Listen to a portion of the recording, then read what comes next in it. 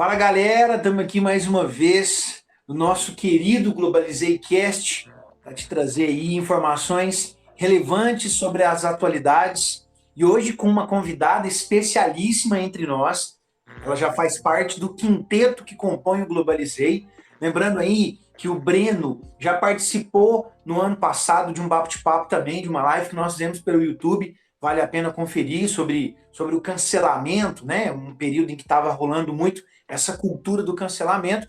E hoje nós estamos com Luana entre nós para falar também dentro do Globalizei, já participando aqui, né, das nossas atividades, saindo de trás das cortinas e oficialmente dando aí voz ao nosso importante podcast. Então, já vou te falar desde agora, para você não esquecer, você compartilha esse negócio, comenta, manda para os seus brothers assistir, para suas sisters assistirem, porque hoje muitos assuntos legais. Luana, querida, a palavra está contigo. Oi, pessoal, tudo bem? Para mim é muito legal estar aqui com vocês, né? Também sair dos bastidores e vim aqui comentar algumas coisas interessantes. E, assim, logo de cara, a gente já vai falar de uma coisa importantíssima que aconteceu essa semana e que precisa de bastante visualização, né? Bastante visibilidade que a gente precisa falar, que é o caso da agressão do DJ Ives contra sua ex-esposa, né? Provavelmente muita gente acompanhou o caso. No último domingo, a ex-esposa do Jay Ives, a Pamela Holanda, ela postou nas redes sociais, né, uns vídeos onde aparecia ele agredindo ela na frente dos seus filhos e de outras duas pessoas. No caso, uma dessas pessoas era a mãe da Pamela, né, e a outra era o Charles, que é um funcionário que o DJ afirmou ter contratado para ajudar ele em algumas coisas. Bom, a questão interessante que a gente tem que pensar sobre isso é que a Pamela ela já tinha feito um BO de lesão corporal contra o DJ Ives no começo do mês, e só que a polícia falou que não poderia prender ele em flagrante porque ela registrou o boletim no dia 3 e a agressão supostamente teria acontecido no dia 1, então nada foi feito. E eu imagino que por esse motivo, talvez ela tenha pensado em expor nas redes sociais, né, o que aconteceu, mas em uma entrevista ela chegou a afirmar que ela não tinha contado antes, que ela não tinha se manifestado antes sobre essa situação, justamente por medo do que poderia acontecer, né? E por conta também da dependência financeira. E aí a gente já entra num ponto importante em relação à violência doméstica, à violência contra a mulher, que é essas questões que fazem com que elas não denunciem seus agressores. Normalmente, esses agressores, eles é, são fonte de sustento dentro da casa dessas mulheres e elas acabam falando que se elas denunciarem, eles forem presos, elas não vão ter como se sustentar, ou até mesmo por medo de acontecer algo pior, elas denunciarem e eles matarem ou alguma coisa nesse sentido, acaba que essas mulheres elas se silenciam e elas deixam as coisas passar. O que acontece muito também é que esses agressores eles usam palavras de manipulação que fazem com que essas mulheres acreditem que elas não precisam sair dessa situação de violência. Muitas vezes eles usam frases como, por exemplo, eu faço isso porque eu te amo, ou então eu faço isso porque eu não posso te perder, você é muito importante para mim. Isso acaba, de alguma forma, fazendo com que essa mulher se conforme com essa situação e não denuncie. Em relação ao caso do Jay Ives, a gente teve essa postagem em redes sociais e quando a gente joga algo na mídia, a gente sempre pode perceber que tem uma polarização, né? Então, já de cara, um monte de gente saiu em defesa da Pamela, né? Óbvio, mas também algumas pessoas tentaram, de algumas formas, justificar as atitudes do DJ. Ah, porque deve ter acontecido alguma coisa, e por aí vai. Tanto que o próprio DJ Ives postou também um vídeo chorando, arrependido, querendo justificar o que estava acontecendo. Ele disse assim que, ouça bem, ele disse assim que ele agrediu a esposa dele porque ele não aguentava mais ouvir ela falar que queria se matar. Então, sempre, se vocês pararem para reparar, quando a gente tem um caso que vai para a mídia, que ganha visibilidade, a gente sempre tem depois um vídeo de um homem chorando arrependido. Ah, eu não sabia. Ah, eu fiz isso por causa disso, disso, aquilo. Então a gente tem que ficar atento para a gente olhar esse tipo de situação com um olhar bem crítico. Até porque isso acaba convencendo algumas pessoas de que talvez a vítima não fosse tão vítima assim. No caso desse DJ, né, ele perdeu um monte de apoio, os contratos foram cancelados, o Spotify, por exemplo, tirou do ar as músicas do DJ e ele acabou sendo preso preventivamente no dia 14. Sobre isso, eu ainda queria falar umas coisas importantes, que é sobre os casos que a gente tem no Brasil, que são subnotificados, porque esses casos ganharam visibilidade na mídia porque são de pessoas famosas. Mas a gente também tem pessoas que sofrem casos de violências que ninguém fica sabendo, porque por causa que o sistema brasileiro, normalmente composto por homens, né, ele não é muito eficiente em acolher e fazer justiça para a mulher. Porque, exemplo disso que eu posso citar, foi no dia 15/7, uma mulher foi chamada à polícia para denunciar uma violência doméstica no Rio Grande do Norte, cidade de Santo Antônio, chamou a polícia, porque o irmão dela estava agressivo, né? Estava sofrendo violência. Quando a polícia chegou no local, o próprio agente policial chamou a mulher de cachorra, incentivou o irmão a bater nela e também bateu nela. Então, assim, aquele que deveria ser um agente de justiça, que deveria acolher e proteger, acabou sendo o agressor. Então, isso tudo contribui para que não haja tantas notificações quanto deveria, tantas denúncias quanto deveria. E o que aconteceu, o desfecho desse negócio foi que os policiais eles foram afastados e que eles estão agora em processo disciplinar administrativo, que a pior punição seria a expulsão desses agentes da Polícia Militar. Então, no Brasil, a gente tem essa cultura de ineficiência, essa cultura de não punição dos agressores, até porque, até pouco tempo atrás, no Código Criminal, por exemplo, de 1830, a gente tinha que era, de certa forma, permitido o marido assassinar a esposa com acusação de adultério. O homicídio, nessa época, tinha uma pena atenuada, caso ele alegasse isso. E, ao longo da história, o movimento feminista, ele acabou contribuindo, né, muito para essa luta das mulheres, tanto que a primeira delegacia de defesa da mulher foi criada em 1985, uma coisa extremamente recente, extremamente jovem. Então, a gente ainda está caminhando para conseguir um sistema mais eficiente e um sistema que consiga, de fato, fazer com que essas vítimas não sofram tanto quanto elas sofrem atualmente por conta de comentários, por conta de acolhimento mal feito e etc. Eu posso citar um exemplo, né, da minha área, da área da saúde, que quando a gente recebe uma vítima de violência doméstica ou violência, seja sexual, qualquer tipo de violência, seja por a gente perceber, né, algum hematoma, alguma coisa que aconteceu, seja por essa pessoa relatar, automaticamente a gente faz uma notificação, e só que essa notificação ela não é suficiente para se transformar numa denúncia. É responsabilidade, né, da pessoa que acolheu essa vítima, incentivar, explicar como funciona o sistema e encorajar ela a transformar essa notificação numa denúncia. A própria vítima tem que fazer isso. Só que muitos profissionais de saúde acabam não fazendo isso por medo de sofrer retaliação, às vezes do agressor, ou então por, às vezes, nem conhecer como funciona o sistema. Então, isso também é um desafio que a gente enfrenta hoje, mas, assim, nem tudo está perdido. A gente tem muitas iniciativas boas, muitas coisas que têm contribuído para melhorar isso. Uma coisa que eu posso citar é o treinamento de equipes multidisciplinares ou de um profissional que atenda o que seria essa equipe multidisciplinar para evitar os processos de revitimização, que é o seguinte: às vezes a mulher chega numa situação de violência e aí ela tem que contar para o médico, depois ela tem que contar para o assistente social, depois ela tem que contar para o advogado, depois ela tem que contar para o policial. Então acaba que ela fica revivendo aquele trauma várias vezes. E aí, para a gente evitar isso, um único profissional vai ouvir, fazer os exames e encaminhar para as pessoas que precisam ouvir. Então, isso é só um exemplo de como a gente consegue ajudar e acolher melhor essas mulheres. É muito interessante o que você está falando, né, Luana?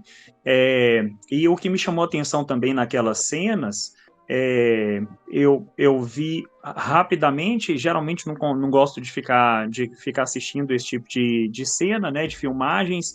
Eu fico muito mal depois disso, porque eu também relembro um pouco da minha própria experiência, porque eu vi aquilo acontecer dentro de casa várias vezes, eu, meus irmãos, vimos, assistimos aquilo, então isso aí são coisas que nos acompanharam em toda a nossa infância, adolescência, é, a, e eu acredito que muitos de nós, é interessante, né? Você está numa outra posição mais tarde, você ocupa uma outra fase da vida, e aí a gente tende a falar com um certo distanciamento daqui. Nossa, que absurdo, realmente foi uma coisa mas eu quero dizer que aquilo ali fez parte da minha vida, entende? Aquilo ali, para mim, ao mesmo tempo que me choca a naturalidade com que a mãe e aquele rapaz lidaram, o contratado dele lá, lidaram com as cenas, por um lado, a princípio, me choca e me faz ficar estarrecido, mas, por outro lado, dentro de mim eu tenho algo assim, por que você está aí achando que aquilo é um absurdo? Sendo que você, em algum momento da sua vida, em uma boa parte da sua vida, você estava na posição daquela mãe, você estava na posição da mãe da Pamela, que estou dizendo, né? Você estava na posição daquele rapaz lá. Então é isso, né? É a naturalização da violência contra a mulher. A gente é criado em meios assim, infelizmente. Tem tudo isso aí que você falou, eu vejo na minha própria experiência, essa questão do sustento, e tem tantos outros fatores que estão por trás disso também. E eu queria mencionar a questão cultural também, que está por trás disso, a própria educação cultural. Mulheres são criadas para serem submissas, precisam falar baixo, né, serem discretas, elas são responsáveis por manter o relacionamento delas, né? Então eu lembro aí, Kennedy, né, que é também da história, quando a Maria Antonieta casou com Luís XVI, eles não podiam ter filhos, né? Na verdade, não é que eles não podiam ter filhos, é que ele tinha um problema de fimose. Então, assim, o prepúcio dele era mais fechado, né? Então, quando o pênis dele endurecia, então isso gerava dores, porque ele precisava, né? Operação de fimose hoje, coisa simples, né? Naquela época, não. Então, ele tinha muita dificuldade com isso. E as cartas então, como eles demoraram a ter filhos, as cartas que ela recebia, que a Maria Antonieta recebia da mãe dela, era sempre assim: você não presta nem para seduzir seu esposo. Então, quer dizer, a culpa toda recaía em cima dela. Estou dando um exemplo aqui histórico que eu lembrei agora, mas é isso. A mulher, ela tem a responsabilidade da manutenção e de manter, né, o seu relacionamento. Enfim, estou falando dessa educação cultural. Agora, no caso que eu falei um caso da França, mas é isso que acontece também conosco, né? Cito também as regras da propriedade no Brasil do período colonial, do Império e com reflexos no período republicano. Nós não temos regras claras do que pode e do que não pode dentro da propriedade. Quem estabelece essas regras são os homens, são os proprietários. Então, no espaço da propriedade, a regra que vale é a do dono. Então, isso vale para a propriedade e para tudo aquilo que gira no seu entorno. E eu estou me referindo aos escravos, durante os quase 400 anos de escravidão do Brasil, estou me referindo também às mulheres e estou me referindo às crianças. Então, a regra que vale é a do proprietário, sobre toda a propriedade. Então, está incluído aí, no caso, as mulheres, que são consideradas propriedades, né? Eu vou apresentar, por exemplo, a minha esposa no século XIX, eu chego, essa aqui é a mãe dos meus filhos, né? Então, assim, olha dos meus filhos, né? O meu patrimônio. Quando eu também, Luana, quando estava lendo algo sobre isso daí, eu acho complicado, assim, sabe? Não me sinto à vontade de dizer assim, a mulher de fulano de tal. Então, em alguns textos jornalísticos, eu lia isso, né? A mulher do DJ Ives. É estranho isso, a mulher do DJ Ives, entende? Eu entendo que isso ainda é reflexo desse tempo onde a mulher, as crianças, são vistas como propriedade. Aí faz sentido para a gente a dificuldade que o brasileiro tem, você está dizendo aí a dificuldade de profissionais da saúde, de terem que fazer aquela notificação e tudo. Então, porque tem uma coisa cultural aí também, que é assim, em briga de marido e mulher, ninguém deve meter a colher por conta disso, entende? Porque ela é patrimônio, ela é propriedade de alguém. Eu não interfiro naquilo que é propriedade de alguém. Então, isso ainda é reflexos dessa cultura patriarcal, aonde o homem ele é colocado sempre numa posição de superioridade nas relações familiares, nas relações sociais, né? Então, é isso que eu queria dizer, essa contribuição, são reflexos dessa cultura patriarcal, machista, falocêntrica, que a gente vive nela. Falocêntrica, estou me referindo aí, falo, F-A-L-O, né, as imagens, né, indicativos de imagens do órgão reprodutor masculino, né, do pênis, então a gente fala isso, falo, né, é o nome que se dá para isso. Então, quando eu digo a sociedade falocêntrica, é isso, ela está centrada nessa posição de superioridade do homem, né, na sociedade. Kennedy? Então, são tantas coisas boas, né, que saem desse debate, tantas coisas boas, mas tem duas coisas que a Luana falou que eu queria comentar. Primeiro, ela citando o Código Penal do século XIX, né, ainda do Império, e que traz reflexo até hoje. Gente, só esse ano, 2021, é que o STF foi taxativo, né? Foi só em 2021 que foi proibido o uso da tese de legítima defesa em defesa da honra, né, para o homem. Veja bem. Então, se era crime, né, e assim, durante toda a história, né, gente, o adultério por parte da mulher é crime, do homem não, né? Do homem é só escapada, muitas vezes tendo que ser aceita. Então, até esse ano, né, os advogados ainda justificavam o crime contra as mulheres baseado em defesa da honra masculina. Então, veja bem o quanto isso é importante. Muitas pessoas ficaram indignadas com o fato do DJ Ives não ter sido preso imediatamente após a divulgação dos vídeos, por conta do nosso Código Penal, né, que garante que ele estaria em liberdade, porque aquilo não seria flagrante, né? Não foi flagrante porque tinha alguns dias, enfim, tem toda a questão do código. Eu não gosto de me aventurar muito nessa seara aí, porque eu não conheço muito mesmo, mas eu sei que existe uma regra para ser flagrante, que ele não configura flagrante, o que provocou muita indignação por parte das pessoas. Enfim, né, fazendo o papel de advogado do diabo, se o nosso Código Penal garante que ele não vai ser preso em flagrante, a gente tem que obedecer a regra, né, porque senão vira terra de ninguém aqui, vira a gente querendo matar o outro pendurado num poste, que eu sou absolutamente contra, né? Mas talvez seja o caso, assim como foi no século XIX, ou como foi agora em 2021, a gente propor mudanças no Código Penal. Porque é um vídeo, tá claro, aquilo ali não tem edição, tem relato, tem denúncia.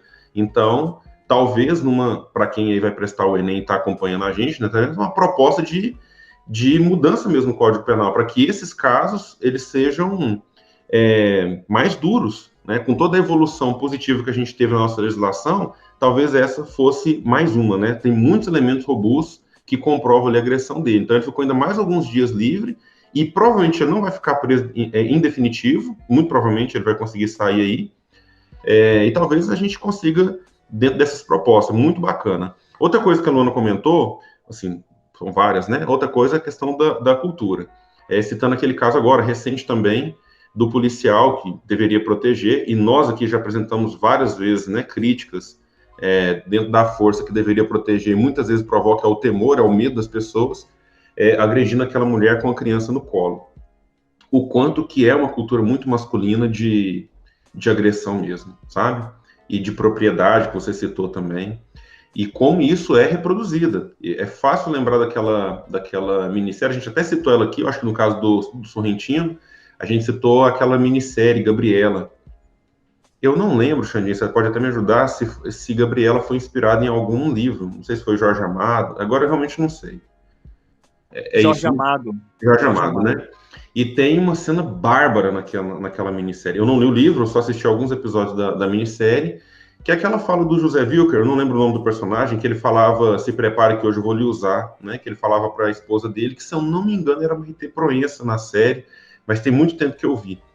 E tem um crime bárbaro lá, né, cara? Que é o José Wilker, ele comete um assassinato, e a sociedade, que é uma reprodução da sociedade brasileira do início do século XX, se eu não me engano também. Eu só me veio isso agora porque vocês comentaram, eu não olhei nada disso. E as pessoas veem como justiça mesmo, né? Ele matou a esposa porque a esposa estava com outro na cama. Então, assim, a reprodução da cultura, ela é muito forte, gente, ela é muito forte. Não por acaso, muitos saíram em defesa do DJ Ives. Muitos saíram em defesa. Boa coisa ela não fez. Com certeza alguma coisa ela tem aí. O cara não ia fazer isso à toa. A ponto do idiota comentar, achando que ele está se protegendo, falando que ele batia para proteger a vida da mulher. Olha o nível, cara, o cara, ele acha que ele vai sair leso de uma dessa, porque a própria cultura masculina e patriarcal protege ele disso, né? Outra coisa bizarra que apareceu e foi muito explorado depois foi o aumento do número de seguidores que ele teve depois da exposição desse caso aí. Eu só quero fazer um comentário rápido, já que o Cássio levantou essa bola de minissérie, porque a gente tem um caso muito importante, que foi aquele caso da Praia dos Ossos, em que a Diniz foi assassinada, e depois o advogado do marido dela citou que era em legítima defesa e a pena dele foi atenuada. Eles fizeram a série Coisa Mais Linda da Netflix baseada nesse caso. Então fica aí a dica cultural para quem quiser saber mais. Bom, eu quero fazer um comentário aqui. Quando a gente estava discutindo, galera que está aí nos vendo, nos ouvindo, esse assunto, nós sempre falamos da pauta, né? E eu não sou da área de história como os meus amigos Alexandre e Cássio, e eu confesso que na geografia, a gente, apesar de estudar, né, a questão de população, esse tipo de assunto ele é menos comum, principalmente na minha área de atuação. E desde que a gente discutiu sobre a pauta, fortalece em mim a vontade e necessidade de desconstruir muitas das ações machistas que temos no dia a dia, né? Nunca de violência, apesar de eu viver num meio, né, familiar em que eu nunca presenciei nada disso, né, como o nosso colega Alexandre relatou no início da fala, eu nunca presenciei oficialmente e acredito, né, que pelos vídeos deve ser extremamente desconfortável, né, estar nessa situação. E assim, uma coisa que eu gostaria de falar para quem está aí acompanhando o nosso trabalho, né, é muito importante você repensar as suas ações ou as suas próprias opiniões ou convicções de mundo, né? Como a Luana falou, é muito recente uma condição judicialmente favorável em relação à mulher no Brasil, né? Um país, e aí a gente vai trazer para o Ocidente que vai levantar muita bandeira de democracia, de direitos. Então, não sinta-se, né, construída a ponto de não ter que mudar em suas ações. Nesses aspectos, esse bate-papo, ele serve não só de alerta, mas de crítica também a uma sociedade que enaltece um homem que violenta a mulher e que, em muitos casos, ganha seguidores ao invés de perdê-los. É assustador o que a gente enxerga, né, dentro de uma sociedade. Talvez essas ações sejam até, tenham uma colaboração de um momento político, de um discurso feito, né, por quem está à frente de uma nação e que traz um discurso de violência, um discurso, muitas vezes, de truculência. Então, cuidado, repensar muito, né, aquilo que você toma como certo, como verdade, pode não ser o mais ideal para a sua vida ou para a vida das pessoas que estão ao seu redor. E assim, essa fala, desde que nós discutimos a pauta, ficou muito em mim, assim, né? Dentro daquilo que a gente precisava discutir, um alerta precisava ser o resultado final, né, pelo menos da minha fala, para as pessoas que estão acompanhando o nosso trabalho. Né? Tome cuidado, né? Busque se informar mais. Eu tenho isso como uma obrigação moral para a minha vida social, né? Para melhorar, inclusive, o convívio com as pessoas que estão à minha volta. Pense nisso. Põe circo. Vamos falar de futebol. Então vamos. É lógico que eu estou brincando com põe em circo, porque eu sou um pouco crítico nisso aí, na verdade. Eu acho que essa expressão põe em circo, ela tem que ser tomada com um pouco de cuidado, porque geralmente a gente chama de põe em circo esse entretenimento mais popular, né? Ninguém fala que é põe em circo quando o cara vai para a ópera, vai ver o Bolshoi na Rússia, vai ver uma orquestra, né, sinfônica. Geralmente a expressão põe em circo é adotada para quem gosta de futebol, Big Brother, que são culturas populares. Então, estou só brincando assim com o põe em circo. Mas é porque a gente teve 2 episódios de futebol que misturam assuntos que a gente está falando nos últimos meses. Mais de ano a gente vem falando sobre pandemia e política.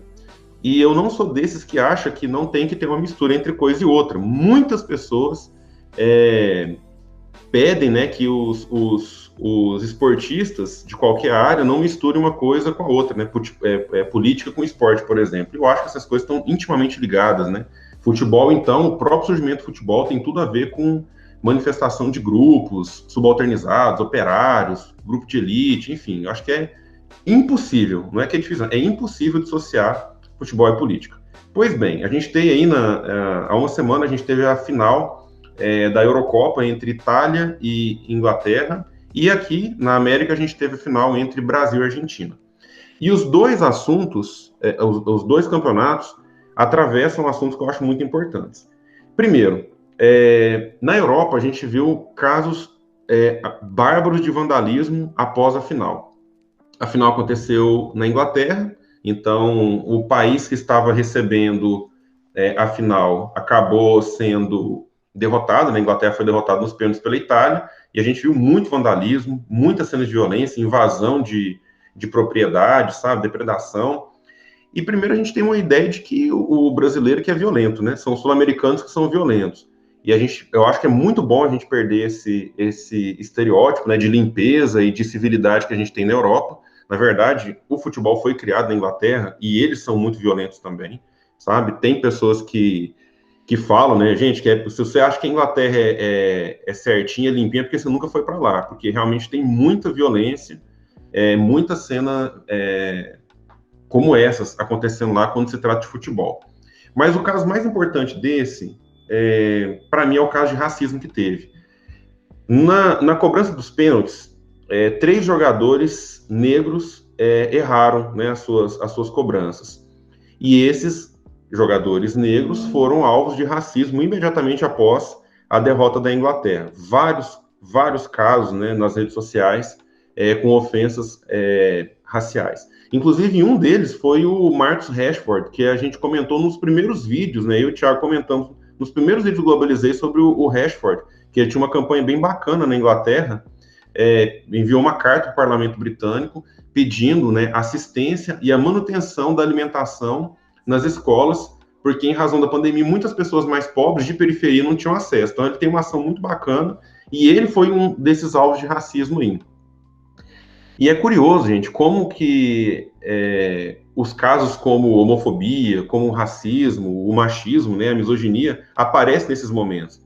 Fica parecendo que a gente aguenta uma situação em casos normais, entre aspas, e no primeiro momento que a gente se exalta, esses preconceitos vêm à tona, que é o que aconteceu na Inglaterra. Então, esse caso de racismo revela muito como o íntimo das pessoas aparecem, e, diferente do Brasil, fazendo um elogio aí, né, já que eu critiquei, um elogio que a gente faz para o futebol da Europa é que eles tratam o caso de racismo com um pouco mais de rigor. Não que eles são exemplos de nada, nem espelhos de nada, porque a Confederação de Futebol da União Europeia, na verdade, passa pano demais para racismo. Mas, no geral, quando acontece violência no estádio ou caso de racismo, as pessoas são banidas para sempre dos estádios. Eles nunca mais podem pisar lá. Outros esportes em que a questão racial é muito forte, como, por exemplo, na NBA nos Estados Unidos, Lá é desse jeito. O cara que pratica o racismo, ele nunca mais assiste um jogo da NBA. Nunca mais. Eu lembro que em 2014 teve aquele caso do dono do Los Angeles Clippers, né, que é um time da NBA, em que vários casos de racismo foram notados, né, nas entrevistas, ligações telefônicas. Ele também era dono de propriedade, ele se negava a alugar seus imóveis para pessoas negras ou latinas. Ele chegou a falar que no time dele só jogava negro porque eles eram bons, porque ele não queria negro no time dele. Então, depois disso, ele foi obrigado, a NBA obrigou ele a vender o próprio clube, que ele vendeu, pagou uma multa de, se eu não me engano, 2 milhões ou 2 milhões e meio de dólares na época, e nunca mais vai poder entrar numa quadra para poder assistir nenhum jogo da NBA. Gente, para mim é isso aí. Para mim é isso aí. Né? Se a gente adota medidas como essa, isso vale também para o caso de misoginia, racismo, né, crimes contra a mulher. A gente, parafraseando aqui o professor Itamar que eu tive na UNB, ele falava: a gente aprende quando criança o que é certo, a gente aprende na igreja o que é certo, a gente aprende na escola o que é certo. Depois, se você, depois disso tudo, período de sociabilidade, você não aprendeu, socialização, desculpa, você não aprendeu, cadeia para esses casos aí. Então, é o que eu desejo para esses racistas que cometeram esse crime na Inglaterra, para que eles nunca mais pisem no estádio de futebol, para que eles paguem uma multa que seja revertida aí no combate ao racismo, e de preferência que as redes sociais também façam algum tipo de punição para eles. Mudando um pouco de assunto, mas ainda falando de futebol, lá os estádios estavam muito cheios em razão do avanço da vacinação e do controle da pandemia. E aqui no Brasil, no final da Copa América, entre Brasil e Argentina, nós também tivemos presença no estádio, muito embora a nossa realidade seja completamente diferente da Inglaterra e de outros países da Europa. Então, foi empurrado, né, goela abaixo, um torneio de futebol aqui no Brasil, claramente com o uso político dele, né, o presidente queria fazer uso político do futebol, por isso que ele aceitou tão fácil assim, num cenário em que a gente não tem condição, né, de receber, né, pessoas. A gente, inclusive, teve como consequência uma nova cepa aqui no Brasil, né, fruto dessas pessoas que assistiram os jogos de futebol nos estádios da Copa América. Então, já isso já é motivo da gente comentar. O fato é que o Brasil também recebeu o torneio, foi derrotado em casa. Isso gerou uma onda de politização, como quase tudo que acontece no Brasil atualmente. Então, a vitória da Argentina foi mais ou menos a vitória daqueles adversários do Bolsonaro, porque se o Bolsonaro queria fazer uso político da coisa, obviamente aqueles que não concordam com futebol na pandemia, presença de pessoas nos estádios, ou simplesmente o próprio governo dele, que é um governo muito negligente com a pandemia, uma das piores, se não a pior administração da gestão da pandemia, é claro que isso ia ser politizado também. Então, eu não vejo nada demais, né? Eu, Cassius Kennedy, não vejo nada demais uma pessoa torcer para a Argentina num cenário como esse. Porque não é torcer contra a seleção brasileira, mas contra uma política por trás da politização dos jogos. E eu não falo só no caso do Bolsonaro, não. Nós já tratamos outras vezes de futebol e política aqui, ou de esportes e políticas aqui, e quase sempre, quando a gente vê esse uso político do esporte, a gente se coloca ao contrário quando o regime é ruim, mãe. Eu não vou estar do lado do regime nazista nas Olimpíadas de 36, eu não vou estar do lado da Copa de 70 do presidente, se ele está torturando e matando pessoas aqui. Isso aconteceu diversas vezes, então eu não vou estar do lado disso mesmo, não. Não que eu tenha assistido o jogo, eu não assisti, não que eu tenha torcido para a Argentina, porque eu não torci, mas porque eu também não torci para o Brasil, não. Então, quando as pessoas falam que torceram para a Argentina ou torceram contra a seleção brasileira, eu entendo completamente. Eu só estou muito isolado do futebol, muito afastado, porque senão provavelmente eu teria torcido a favor da Argentina mesmo. Mas eu não assisti o jogo, não tem nada disso não. Mas tá aí, né? Como saldo, a gente não tem o Bolsonaro posando do lado do troféu, que é muito bom. Outro resultado que a gente tem é uma cepa nova aqui, mais uma variante para a gente ter controle, que agora está se espalhando por São Paulo, que é o que a gente tem. E outros jogos aqui agora da Libertadores vão ter presença de torcida nos estádios confirmados, que para mim é horrível, né? Para mim é contrassenso total. É isso aí. A gente tinha comentado aqui, vou lembrar vocês, porque eu acho que você não deve estar lembrando, Kennedy e Thiago, eu perguntei, acho que foi para o Kennedy, eu perguntei num desses vídeos aí para trás, quando foi anunciado a vinda da realização da Copa América no Brasil, eu perguntei se o, se o Bolsonaro levantaria a taça, e vocês disseram, e acho que o Kennedy falou assim, ó, vai levantar. Então, se fosse vitorioso, né? Se fosse vitorioso, com certeza ele ia levantar, com certeza. Que bom. Então, que bom, né? Eu não gosto de futebol nem nada, mas eu ganhei uma blusa de frio da Argentina, e aí eu aproveitei que o Thiago veio nos visitar aqui na nossa cidade e saímos para tomar um café, e aí eu fiz questão de colocar a minha indumentária, estrear a minha blusa de frio da Argentina naquele dia, só para me manifestar politicamente, viu? Tava frio, merecia, mas Muito enfim. bonita, inclusive, viu? Aquela blusa lá é muito bonita mesmo. Eu nem tô falando de política, não. Ela é muito bonita. Pois é, eu ganhei de um colega lá de Brasília. Galera, então, aproveitando essa questão que o Kennedy mencionou aí, sobre toda essa situação, né, do racismo nos esportes, mas não ficando aí agora, mas do uso político que o Bolsonaro buscava fazer do esporte, eu quero falar sobre o uso político que ele está fazendo da sua hospitalização. Então, eu sigo aqui, eu quero mencionar aqui um estudo da jornalista, estudiosa das imagens, Olga Curado. Ela diz o seguinte: a imagem ela é composta por 3 dimensões. Então, você quer saber assim como você é visto, ou como as pessoas vão te ver, você vai ter de passar por essas 3 dimensões.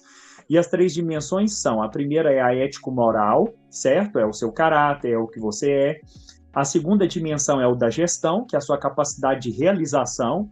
E a terceira dimensão da imagem diz respeito à sua habilidade relacional. Então, o que ela estava avaliando? Recentemente, ela estava no My News, e numa entrevista, e ela comentou o seguinte, que Bolsonaro estava com essas 3 dimensões fortemente ameaçadas, né? Então, ele surfou na onda da primeira dimensão, da ética e da moral, no início na campanha dele. Não sei se vocês lembram, vou trazer o Sérgio Moro, vai ser porteira fechada, vou entregar o Ministério da Justiça, vou criar um super ministério para ele, vamos acabar com o banditismo. Isso uma pessoa que ficou 26 anos, eu acho, quase 30 anos fazendo parte lá do Centrão, e, enfim, né, com aqueles esquemas lá tudo, com acusações de envolvimento com a milícia, com rachadinha, com rachadonas, enfim. Essas acusações que estão aí que a gente sabe. A partir do momento em que o Moro pula fora do governo, a gente já tem aí arranhando uma dessas dimensões, né, dessa imagem, que é a imagem ético-moral que ele estava sustentando, e a CPI vem e termina de botar a cal, né, nessa dimensão da imagem dele, porque está revelando as negociatas de não só um grupo, mas de alguns grupos dentro do Ministério da Saúde, né? Recentemente nós vimos aí o ministro Pazuello, que disse que nunca negociou vacina, acabou de ser visto, a Folha de São Paulo acabou de mostrar uma imagem dele, né, onde ele negociava a Coronavac, que ele disse que não ia comprar de jeito nenhum, e o governo já tinha iniciado a compra dela pelo triplo do valor dela. Então, enfim, ele disse que aquilo ali não foi uma negociação e tal, acabou de lançar uma nota aí, o Palácio do Planalto, estão pedindo direito de resposta para a Folha de São Paulo, mas o fato é o seguinte: a CPI, ela acabou com essa imagem ético-moral, essa dimensão ético-moral da imagem do Bolsonaro. Né? Nós temos aí Bolsonaro já investigado por crime de prevaricação pela Procuradoria-Geral da República. Do outro lado, a gente tem então, a dimensão de habilidade relacional dele. Bom, isso aí não precisa falar, né? A capacidade de relação com os outros poderes. Bolsonaro cria conflitos não só com os outros poderes da República, mas como com outros países, inclusive com a Argentina. A gente falou disso em outro cast aqui, no Globalizei. Então, enfim, essa capacidade relacional dele, né, esquece. E nós temos ainda aquela capacidade, a dimensão de gestão que está relacionada com a imagem dele também totalmente arranhada. Gente, agora aqui, em abril desse ano, Bolsonaro já tinha anunciado que talvez ele fosse passar por uma cirurgia por conta de uma hérnia dele. E aí, de repente, no momento assim de muitas crises institucionais, crises que abrangem todas essas dimensões da imagem dele, ele já tinha anunciado em abril que talvez ele precisasse fazer uma cirurgia. Aí nós temos todo aquele espetáculo de saída dele de Brasília, do Hospital das Forças Armadas, entra no avião, vai para São Paulo, aí chega em São Paulo, quer dizer, o médico que acompanha ele já estava com ele, aí não tem que sair porque Brasília não tem aparato próprio para isso, vai para São Paulo e a mídia toda, parece que por um momento a gente esqueceu a CPI, esquecemos tudo aquilo e focamos nas imagens do Bolsonaro hospitalizado, as imagens que correram às mídias, ele hospitalizado, com sondas imagens nojentas, horrorosas. Imagem fria. Exatamente. E assim, imagens que revelam uma pessoa, né, que naquele momento ali demanda atenção, né? Imagens que foram exploradas,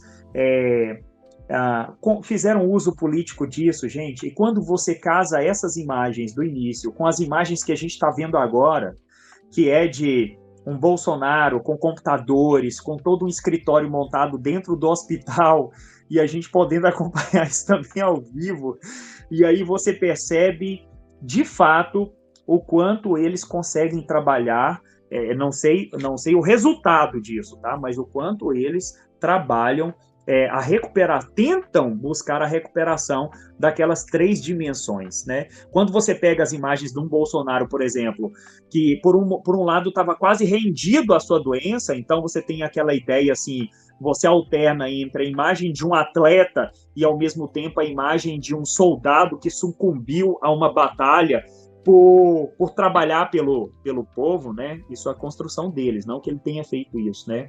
Mas quando você oscila entre uma coisa e outra, você de fato está migrando ali entre o mito, né, dentro da perspectiva messiânica, com a de uma pessoa como qualquer outra.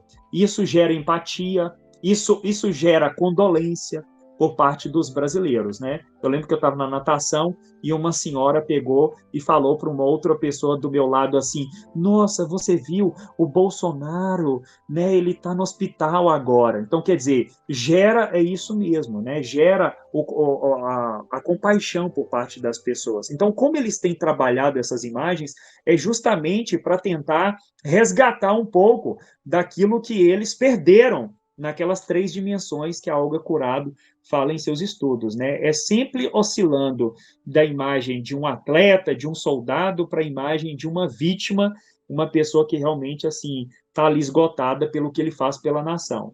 Não sem motivo, a primeira mensagem que foi postada enquanto ele estava indo para o hospital foi a seguinte: consequência da tentativa de assassinato promovido por um antigo filiado do PSOL, braço esquerdo do PT, para impedir a vitória de milhões de brasileiros que queriam mudança para o Brasil. Um atentado cruel, não somente contra mim, como também contra a nossa democracia. Gente, olha como ele lança mão dessa gestão da imagem de uma pessoa que está hospitalizada para poder retomar o discurso ou a imagem que antes ele tinha, né? Antes, no caso antes, inclusive, de ser eleito, porque ele retoma o mesmo discurso do momento em que ele toma aquela facada lá pelo Adélio, né? Então é isso.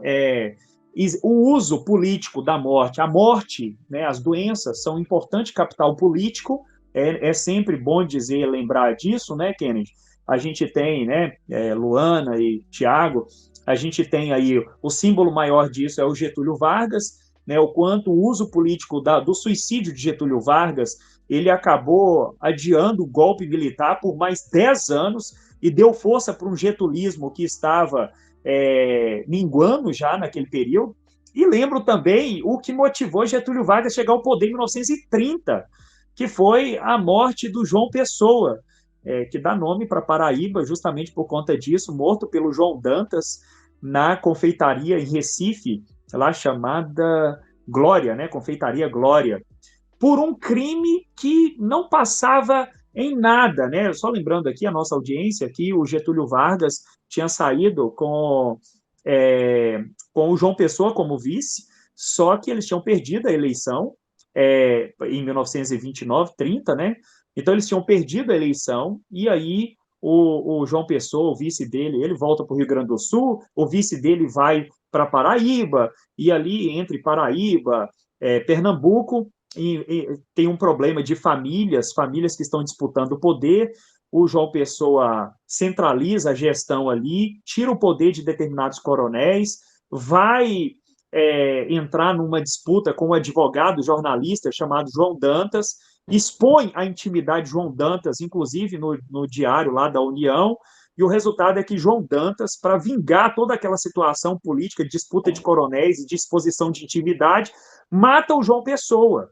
Então, matou João Pessoa nessa confeitaria em Recife, mas no final da história, Getúlio Vargas não perde a oportunidade. Ele, que tinha perdido as eleições, bota o crime no colo, né, respingando aí no colo de quem tinha acabado de vencer as eleições, e no final da história, o corpo do João Pessoa vai passar por todas as grandes capitais do Brasil, vai ter o espetáculo da morte, vai ser utilizado politicamente.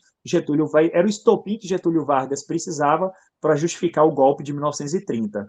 Então é isso. O que a gente está vendo é a exploração dessa imagem, né, dele doente para tentar retomar aquelas 3 dimensões da imagem dele, que estavam extremamente desgastadas, e o capital político que ele tem buscado angariar por parte desse momento. Se ele vai conseguir, isso aí cenas dos próximos capítulos. Eu acho que não, porque eu acho que isso não vai sensibilizar quem já não é aquele grupo, né, aquele eleitorado ali, os bolsonaristas fiéis, raiz, né? Quem com crime fere, com crime será ferido, né? Já dizia o poeta.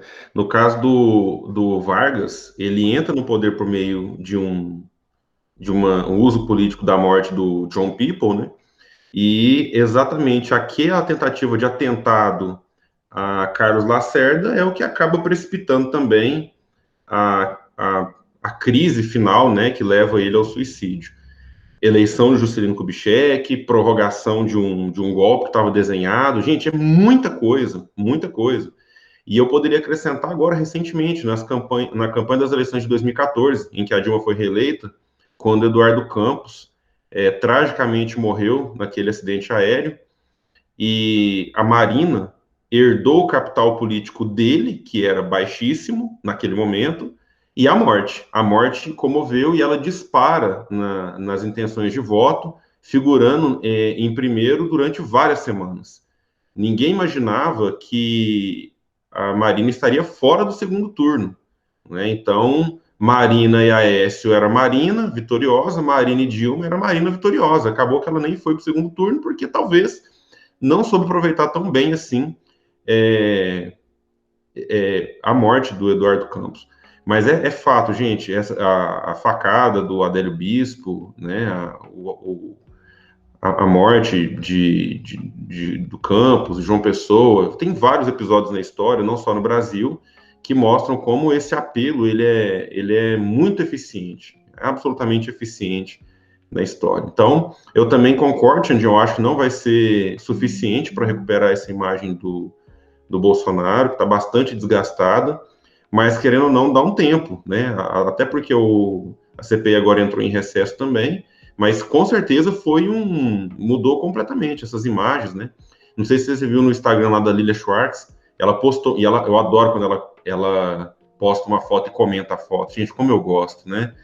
Ela faz aquele papel de analisar uma fotografia ali, e é muito bom. O Bolsonaro postando aquela foto dele tentando caminhar, né? Bom, caminhando, né? Efetivamente caminhando. E o que isso significa, né? Como que as imagens são construídas. Cara, é muito bom, sabe? Muito bom mesmo ver. E eu estou sendo muito sincero, quando eu falo, as pessoas acham que eu tô sendo irônico. Eu desejo pronta recuperação para o Bolsonaro. Eu acho que o caminho não é a morte, né? Não é assim, não é o que eu desejo para ele.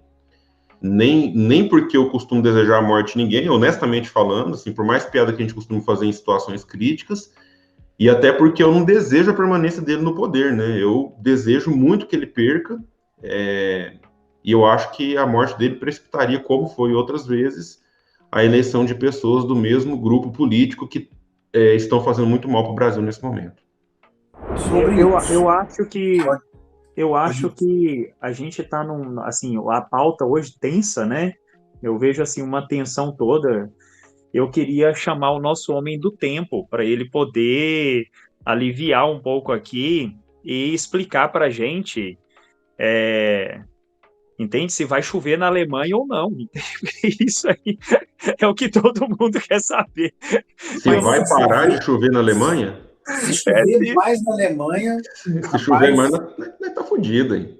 Tá enrolado. E aí nós podemos falar de um aquecimento global frenético e louco. Pode mandar o Noé de novo aí, Thiagão. Se continuar chovendo, pode construir a arca de novo, hein? Tá, depois, hoje, provavelmente vão entrar bem menos animais, né? Porque o que a gente já extinguiu aí de espécies, a arca vai poder ser bem menor, né? Vai caber, se for do mesmo tamanho, vai ter espaço suficiente aí para ter grandes suítes de luxo lá dentro, né? Mas aí é o seguinte, o que eu ia falar é exatamente isso. Vamos trazer um assunto, apesar de catastrófico, mais tranquilo aí, né? Diante de tudo que a gente está escutando. Cara, Brother, desculpa te interromper de novo, porque você não interrompeu ninguém. Mas no cinema, a chuva geralmente é uma transição, é uma passagem de uma coisa pela outra, uma transformação. Então, a chuva que literalmente é a passagem de um assunto tenso para algo que não é menos tenso, mas pelo menos não está no campo político, está no campo mais da natureza / social. O que a gente acha que não está no campo político, mas vai estar também, né? Mas vai estar também, De leve. Aí você pensa assim, o que a chuva tem a ver com política? Vamos lá. A primeira coisa, né?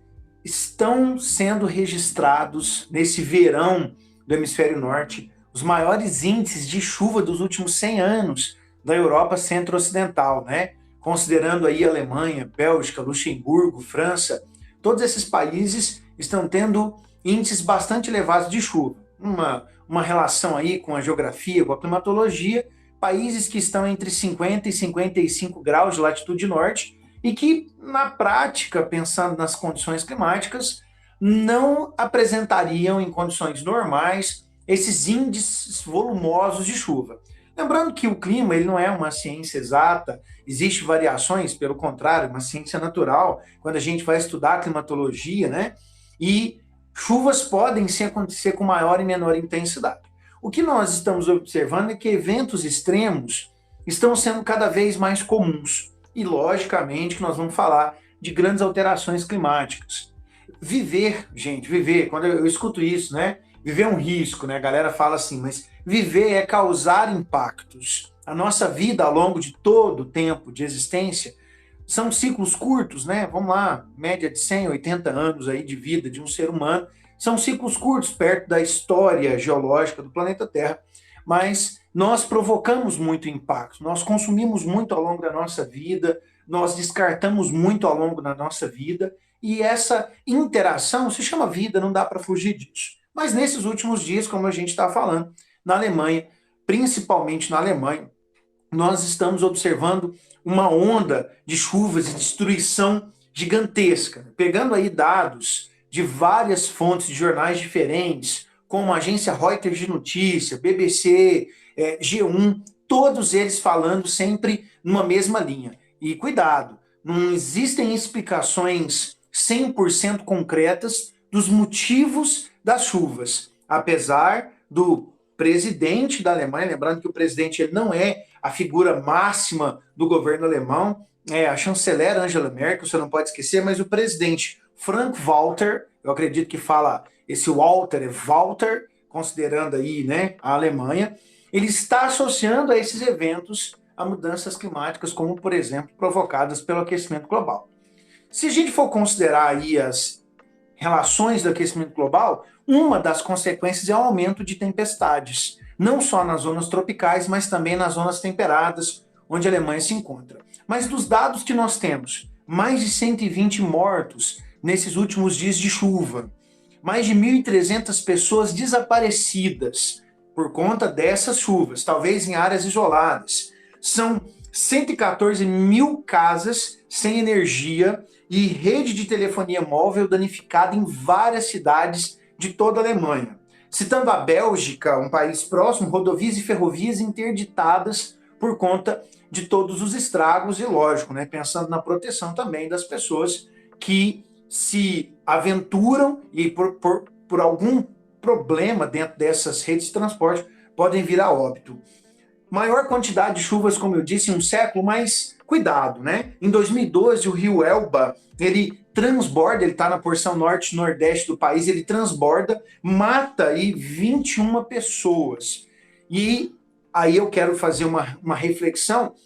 Nós estamos, ao longo desses últimos anos, principalmente a partir da primeira Revolução Industrial, quando eu falo dos últimos anos, dos últimos 250, intensificando o processo de urbanização, impermeabilizando o solo. Quando chove tanto quanto a gente está vendo na Alemanha, lembrando que chuvas em grandes proporções, elas são uma realidade, mas têm se tornado aí eventos extremos, a chuva ela não infiltra na terra na mesma proporção que infiltrava antes, considerando que o solo tem sido cada vez mais impermeabilizado. Então a água escorre superficialmente, os rios eles ganham muito volume e é o principal fator de problema, os rios que têm transbordado, tá? Então, se você ouve falar aí dessas chuvas na Alemanha, nós estamos falando em grande escala de rios que têm transbordado, inundado áreas que são ocupadas pela população.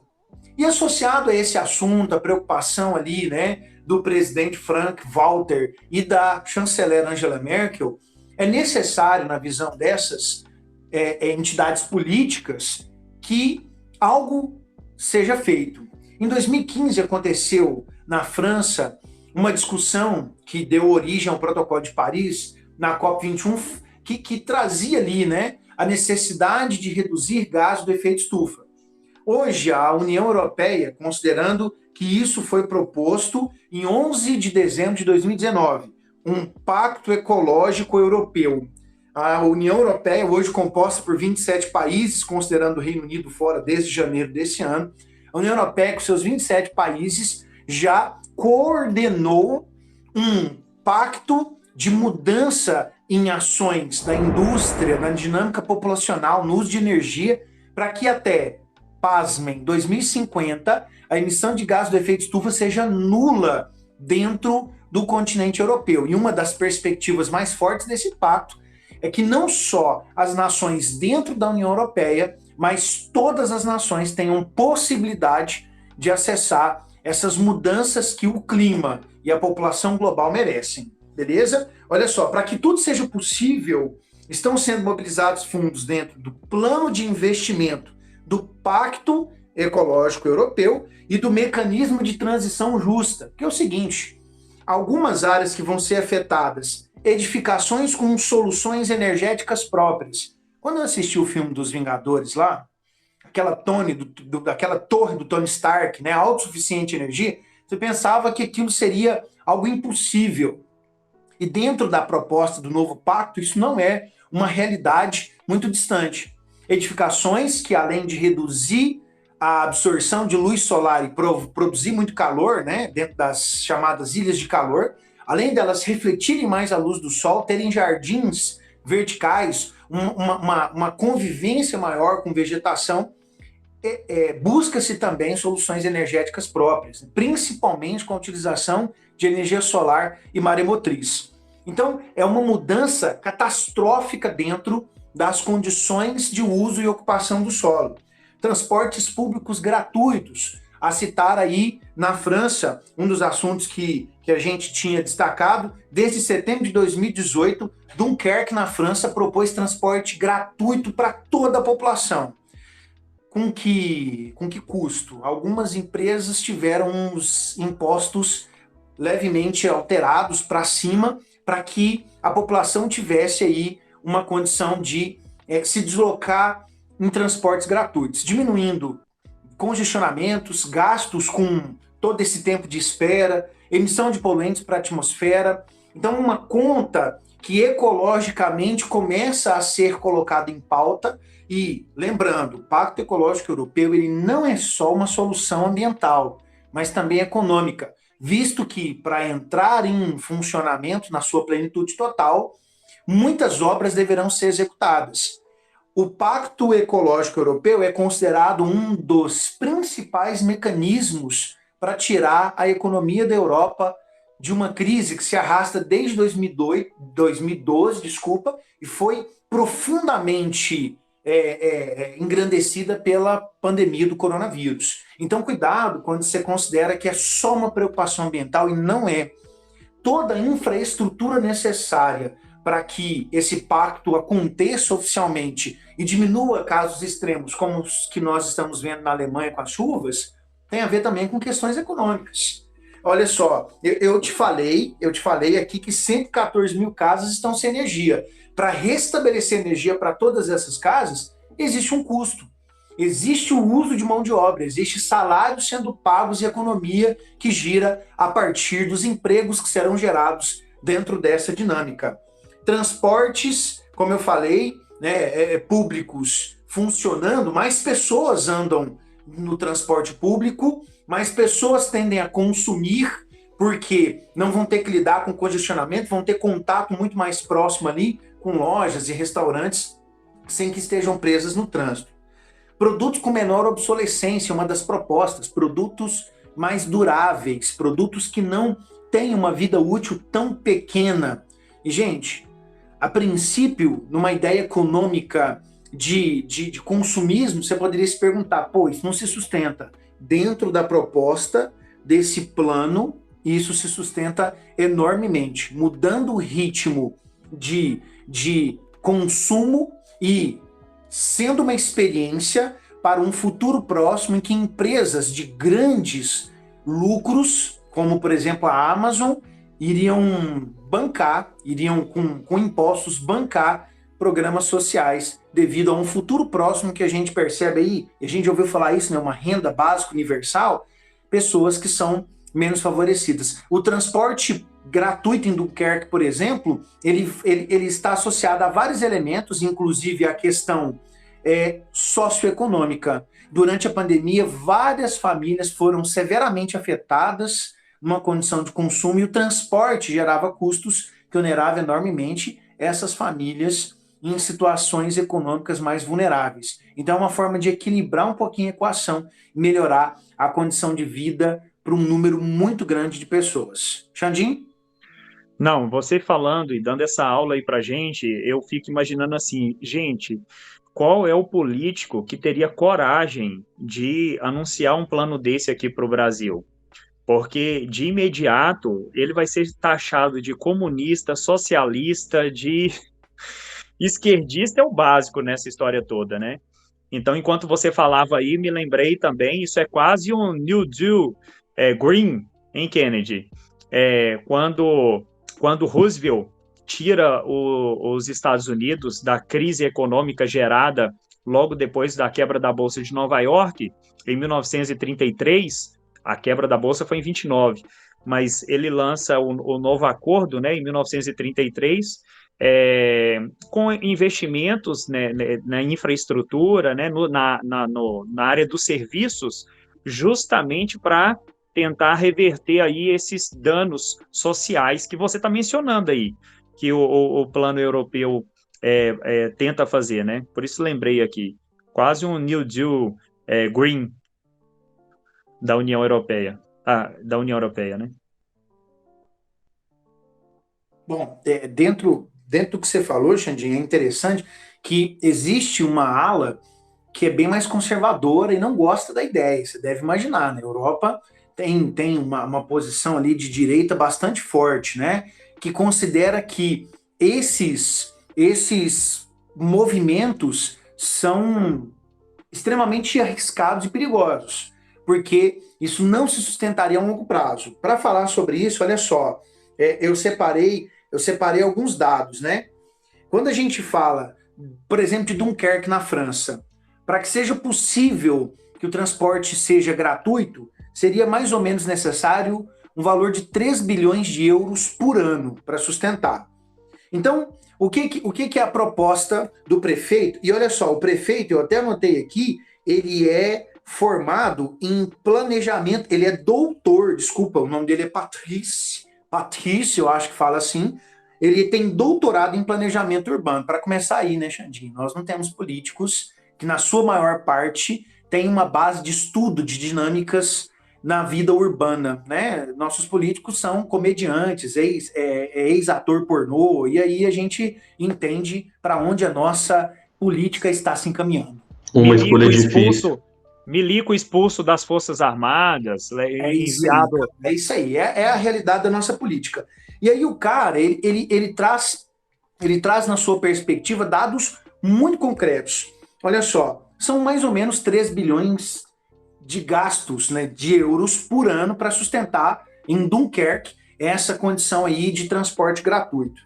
O que ele propõe? Impostos sobre veículos mais poluentes e sobre empresas de comércio eletrônico, por exemplo, como a Amazon. Se ela atua em âmbito global, ela também vai ter que pagar impostos nos países que consomem os produtos que ela vende. Redução, e aí você teria custos mais baixos pela redução do número de acidentes, já que você teria menos veículos circulando e, portanto, menor probabilidade de acidentes. Os gastos na saúde com seguros seriam infinitamente menores. Redução dos gastos de combustível devido a congestionamentos, sem falar no tempo perdido, né? Porque aí o custo do trabalhador diminui, considerando que aquela hora que ele fica ali no trânsito acaba sendo aproveitada para outras ações. Somado todos esses gastos, os valores ultrapassam 10 bilhões de euros e o custo anual seria 3 bilhões para manter o transporte gratuito. Ou seja, a conta fecha, mas precisa haver, de acordo com o prefeito Patrício e toda a sua equipe lá em Dunkerque, um esforço para que a economia, e aí eu sempre falo nas minhas aulas, na geografia, enquanto o século XX foi o século do trabalho, o século XXI é nitidamente o século da energia. Uma corrida para deixar de lado essa necessidade de dependência do carbono, né, para a gente poder migrar para uma economia mais verde. E aí, só para encerrar, não é uma novidade isso, transportes públicos, né? Em 1971, Toulouse já vivia essa realidade também na França. A primeira capital europeia foi a capital da Estônia, em 2013, a adotar o transporte gratuito, e o primeiro país a adotar em 2020, com 621 mil habitantes, foi Luxemburgo. Hoje a discussão é, será que isso caberia para grandes metrópoles? Será que Paris, Lyon, Londres, na Inglaterra, seriam capazes de implantar transportes gratuitos para reduzir aí a emissão de poluentes e oficialmente chegar lá e atingir o Pacto Ecológico Europeu até em 2050 sem emitir poluição para a atmosfera estufa? Vai ficar uma pergunta no final da minha fala aqui para a gente responder ao longo desses próximos dias. Então, galera, esse foi o Globalizei. Se você chegou até aqui, parabéns. Você agora está muito bem informado e pode seguir a sua semana da melhor maneira possível. Abraço para todos que estavam aqui com a gente. E eu estou muito feliz de participar e vamos esperar o que vem aí para o próximo episódio, né? Não esqueça de seguir a gente nas nossas redes sociais, no Instagram, no YouTube. Acompanha lá, @GlobalizeiOficial. Curte, comenta e manda para alguém que precisa ouvir essas coisas que foram ditas aqui hoje, viu? É isso aí e até mais. É isso aí, galera. Esse aí foi o Globalizei. Espero que você realmente esteja gostando do nosso conteúdo. Aqui é o Alexandre Gama. Um abraço. Acompanhe a gente nas redes sociais. Até semana que vem. Um abraço, galera. Galera, tamo junto. Vamos nessa. Titi de Deus na área aqui, ó. Vai lá, Globalizei. Like. É nóis.